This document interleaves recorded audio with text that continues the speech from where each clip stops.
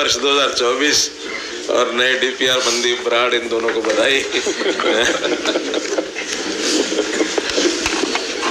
मैं इसलिए दोनों को बैठा लिया साथ। बधाई होगी आपको। सबको नववर्ष की बधाई हो। आज इस वर्ष की पहली कैबिनेट मीटिंग थी 2024 की।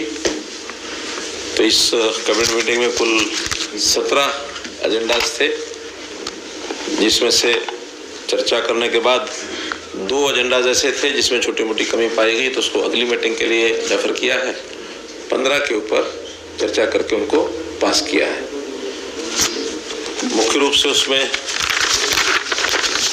जो आपको बताने लायक बातें हैं, उसके अंदर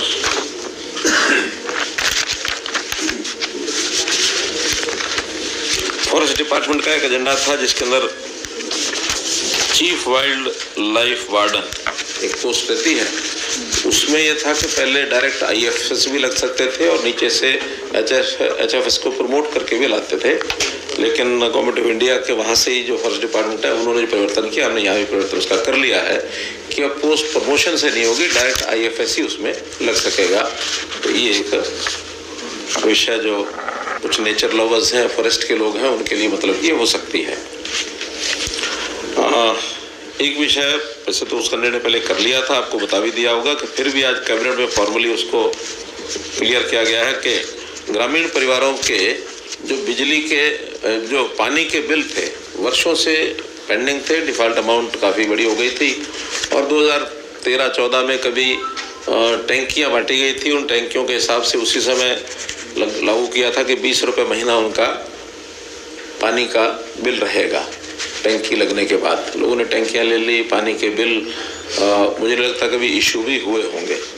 अब डिपार्टमेंट को जब लगा कि ये विषय तुम्हारा पेंडिंग पड़ा है, उस समय उनके सबके बिल भेजे गए और जब ज़्यादा बिल लगे तो सब लोगों ने कहा कि इतने साल के बिल एक साथ भेजे गए हैं। हमें भी लगा कि ठीक नहीं है, तो कम से कम जितना बिल कोई भी सामान्य व्यक्ति पे कर सकता है उतना ही उसको देना चाहिए। तो 2,000, 5,000, 10,000 बिल भी हो गए थे। हमने निर्णय लिया कि उन सब का अनुसूचित जाति के नाते से बिल का दर है 20 रुपये महीना, और जो अनुसूचित जाति गैर अनुसूचित जाति के बाकी अन्य लोग हैं उनकी जो बिल की रेट है उनका 40 रुपये महीना। तो सिर्फ 1 साल का जो है पेंडिंग पिछले प्रीवियस ईयर का वो लेंगे और बाकी सारे का सारा हमने माफ़ कर दिया है, इंक्लूडिंग इंटरेस्ट एंड पेनल्टीज सब माफ़ कर दिया। अब मैक्सिमम बिल अनुजाति परिवार का 240 रुपये और अदर देन अनुसूचित जाति वो 480 रुपये ये लेना है। वो भी अगर एक साथ कोई दे देगा तो ठीक है, एक साथ नहीं देंगे तो अगले 1 साल में उसकी किस्तों में, यानी हर महीने 2 महीने का बिल आएगा 1 साल तक, ताकि उस 1 साल के बाद फिर वो समाप्त हो जाएगा। इसके कारण से कुल 335 करोड़ रुपए तो ओरिजिनल राशि और 40 करोड़ रुपए के लगभग पेनल्टी और इंटरेस्ट ये माफ़ किए गए हैं, अर्थात 375 करोड़ रुपया ये माफ़ किया है ऐसे सब गरीब परिवारों के लिए।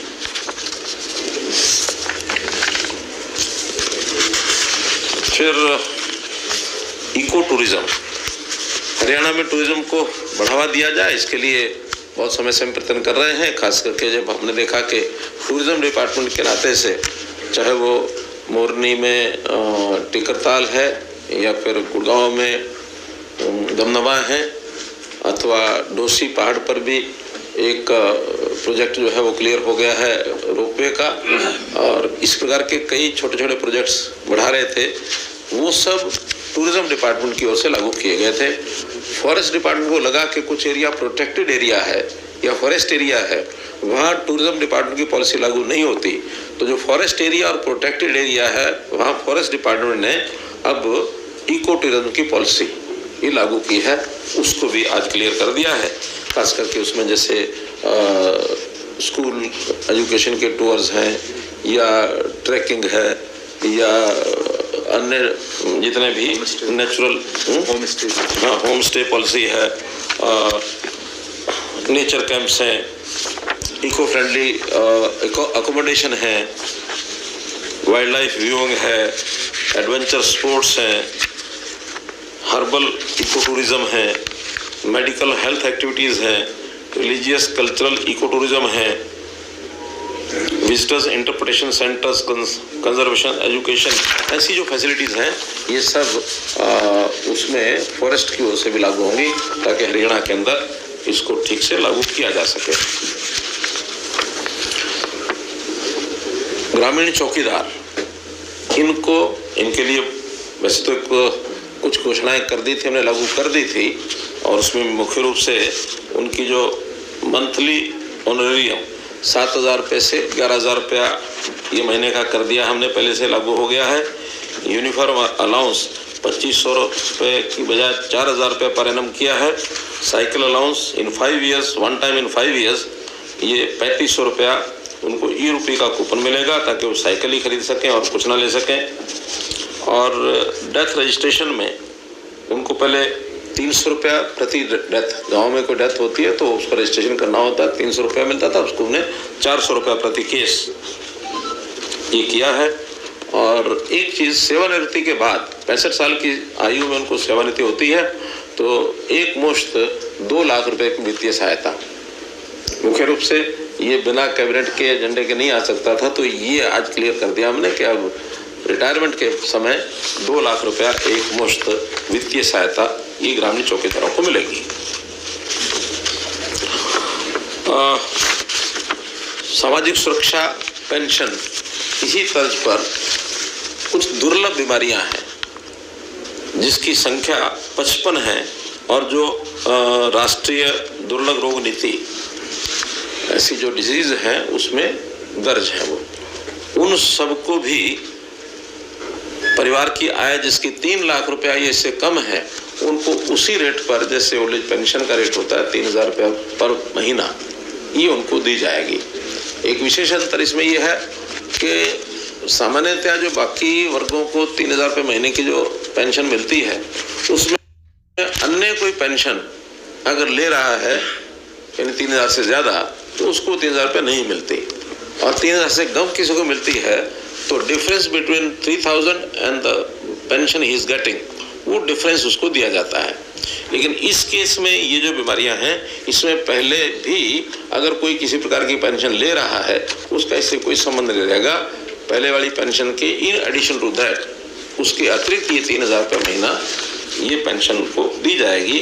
लगभग ऐसे 1,000 व्यक्ति हैं पीड़ित हैं जो इन दुर्लभ बीमारियों से, इन सबको प्रति माह 27 लाख रुपया अर्थात वार्षिक 3 करोड़ 30 लाख रुपया ये इसका अनुमानित जो है व्यय इस पर होगा। एक एजेंडा है राज्य सूची जो पिछड़ा वर्ग और अनुसूचित जाति, इसके अंदर एक संशोधन है। कुछ वर्ष पहले 7 जातियां अनुसूचित जाति में जोड़ने के लिए हमने लिखा था, जिसमें से 6 जातियों को अनुसूचित जाति के अंदर जोड़ दिया गया था। अहेरिया, अहेरी, हेरी, हरी, तुरी और थोरी, ये 6 जो है जोड़ दी गई थी एससी में। संयोग से कुछ परिवर्तन जो करने चाहिए वो नहीं हो पाए थे, तो ये 6 जातियां यहाँ एससी में ऑटोमेटिकली, क्योंकि केंद्र सरकार ने कर दिया तो जुड़ी गई, लेकिन जो 7 जातियां बीसी में भी चलती रही। 7वीं जाति है उसमें राय सिख, तो 7 बीसी में भी चलती रही, 6 एससी में भी आ गई। अब जो सर्टिफिकेट देते थे अधिकारी, कहीं तो एससी का दे रहे थे इन 6 जातियों का, कहीं बीसी को दे रहे थे। तो जब ध्यान में आई होती तब उसमें से अब 7 जातियों को बीसी में से अब एक ही जाति रह गई वहाँ राय सिख, बाकी 6 निकाल दी गई और वो 6 जो है अब एससी जाति में पहले से जुड़ गई हैं, वो जुड़ी हुई है। तो ये जो डबलिंग थी, डबल एंट्री, उसको समाप्त करके अब बीसी में 1 जाति, एससी में 6 जातियाँ, ऐसा उसको स्पष्टीकरण किया गया है। एक दूसरा उसके अंदर निर्णय ये है कि एक स्थान के ऊपर कुछ जो जंगम जाति है उसमें भी उसमें यानी जोगी, योगी, जंगम और एक शब्द लिखा हुआ था जंगम जोगी मिला करके, जंगम डैश जोगी। अब जोगी चूंकि अलग से भी इसमें आया हुआ है और एक जगह जंगम जो भी दोनों लिखा हुआ है, तो जंगम समाज ने कहा कि हमारा केवल जंगम है, जोगी नहीं है। तो उसमें इतना ही परिवर्तन किया है कि वहाँ जंगम जोगी जहाँ इकट्ठा लिखा था वहाँ जोगी हटा के केवल जंगम कर दिया और जोगी अलग से वहाँ पहले से लिखा हुआ ही है। तो एक टेक्निकल सी एरर है, इसको ठीक किया गया है। कुल मिलाकर के मित्रों, जैसे मैंने बताया कि एजेंडा भले 15 थे लेकिन मुख्य रूप से यही थे, बाकी तो छोटे छोटे विषय थे, उसमें कोई बहुत ज़्यादा बताने की आवश्यकता नहीं है। इस संबंध में कोई बात आपको लगता हो कोई स्पष्ट करने की वही होम डिपार्टमेंट के या 2 वो, उसमें एक है डेड बॉडी का सम्मानजनक संस्कार किया जाए, उसके लास्ट राइट्स जो है सम्मानजनक तरीके से हों। उसमें कुछ प्रावधान 1-2 ऐसे थे जो कैबिनेट के हमारे साथियों ने इस पर कहा कि हाँ ये थोड़ा सख्त है, उसको नहीं करना चाहिए, तो फिर वो दोबारा से उसको अगले कैबिनेट मीटिंग में लाएंगे और फिर से उसको करेंगे। वरना डेड बॉडीज का जो दुरुपयोग हो रहा है वो बहुत ज़्यादा हो रहा है, और डेड बॉडी हमारे लिए मानव व्यक्ति की डेथ हो गई तो डेड बॉडी भी अपने आप में सम्मानित एक वो है, उसका संस्कार उस ढंग से ही होना चाहिए, तो उसकी जो दुर्गति होती थी उसको नहीं करेंगे। और दूसरा उसमें था पार्टीशन एक्ट के अंतर्गत कुछ डेफिनेशंस थी, उसमें मुख्य रूप से तो जो समन्स को देने की पद्धति है उसमें कुछ चेंजेस हैं कोर्ट के रेवेन्यू की साइड से कोर्ट्स की कोई डायरेक्शंस है तो वो लाना है, और कुछ पार्टीशंस के जो प्रावधान हैं उनको थोड़ा सुझाव आए थे तो उसमें कोई डेफिनेशन में चेंज करने का विषय वो अगली बार लाएं। विदेश भेजने वाली जो एजेंसियों को हमने रजिस्ट्रेशन करना था उसका भी बिल था, लेकिन अभी आज नहीं है, नेक्स्ट कैबिनेट मीटिंग करेगा। वैसे सर इस पर क्या कर रही है सरकार, कैसे देख रहे हैं सर? उसमें बहुत ज़्यादा फर्जीवाड़ा बढ़ा है, विदेश भेजने के नाम पे कई युवाओं का वो गुमराह किया। हम इसको चेक करेंगे, और ये जो इस प्रकार की फर्जी तरीके से लोगों को विदेश भेजा जाता है इलीगल तरीके से, इसको हर कीमत पर रोकेंगे। और अब हमने फॉरेन कोऑपरेशन डिपार्टमेंट और जो सेल है हमारा क्या HKN के साथ नहीं HKN तो ही है वो placement cell, overseas placement cell और फॉरेन कोऑपरेशन डिपार्टमेंट दोनों मिल करके जहाँ की आवश्यकता होती है उनको आवश्यकता के हिसाब से हम पब्लिक में एडवर्टाइज करते हैं, और HKRN यानी कौशल रोजगार निगम के माध्यम से उनकी ट्रेनिंग कराई जाती है और फिर उनको भेजा जाता है। अभी लगभग 10,000 से ऊपर 10,500 के आसपास एक हमने एडवर्टाइजमेंट की थी, जिसमें 4,000 के आसपास लोगों ने अप्लाई किया है। उनकी सबकी ट्रेनिंग होगी रोहतक MD यूनिवर्सिटी के अंदर, और वहाँ जो इजराइल के लोगों की खास करके डिमांड थी, तो जो ट्रेनिंग करवानी है उसमें इजराइल के लोगों का भी उस एग्रीमेंट के अंदर हमने उनको साथ लिया है, और वो ट्रेनिंग करा करके फिर उनको इजराइल जो लोग जाना चाह रहे हैं उनको इजराइल भेजा जाएगा। अगली एक एडवर्टाइजमेंट और 15 जनवरी के आसपास फिर से हम निकालेंगे, ताकि जो लोग इस प्रकार से इलीगली जाने की कोशिश करते हैं उनको एक ठीक और साफ सुथरा स्वच्छ रास्ता मिल जाए।